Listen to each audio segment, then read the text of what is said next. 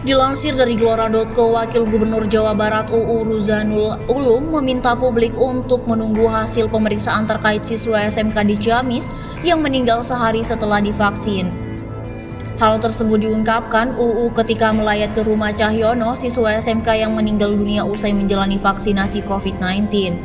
Saya kesini untuk bela sungkawa, mewakili dari Pak Gubernur atas nama pemerintah Provinsi Jawa Barat, bukan investigasi ataupun hal yang lainnya. Ucap UU di rumah duka yang berada di Desa Sukamana, Kecamatan Sindangkasih, Kabupaten Ciamis pada Jumat 3 September 2021 lalu. UU pun membenarkan siswa SMK di Ciamis ini meninggal usai divaksinasi, namun belum pasti meninggalnya karena vaksin ataupun hal yang lainnya. Kejadian ini tentunya jadi pembelajaran agar tidak ada hal seperti ini lagi. Belum tentu juga karena divaksin, karena harus ada penelitian. Keluarga sudah menerima ini adalah takdir. Pungkasnya, sebelumnya diberitakan seorang siswa SMK bernama Cahyono mengikuti vaksinasi COVID-19 di SMAN 1 Sindangkasih pada Rabu 1 September 2021 lalu. Sehari usai vaksinasi, ia mengeluh mengalami kelelahan pada keluarganya. Ayah Cahyono, Nono, menuturkan putranya itu meminta ia untuk menyediakan makanan. Setelah itu Cahyono istirahat. Cahyono menunjukkan gejala pada keesokan harinya, pada Kamis 2 September 2021 lalu. Menurutnya, putranya itu mengalami kejang. Ia sempat menghubungi dokter namun anaknya telah tiada. Sebelum meninggal dunia, Nono menuturkan putranya mengeluh sakit lambung dan pusing usai menjalani vaksinasi COVID-19. Nono pun membenarkan sebelumnya anaknya juga mengidap sakit lambung. Setelah divaksin meninggal, keluhannya sakit lambung dan puyeng. Sorenya pas pulang katanya lemas, sungguh meninggal dunia. Ujar Nono pada Jumat 3 September 2021 lalu. Siswa SMK di Ciamis yang meninggal ini kekeh divaksinasi lantaran ingin mengikuti sekolah tatap muka di sekolahnya.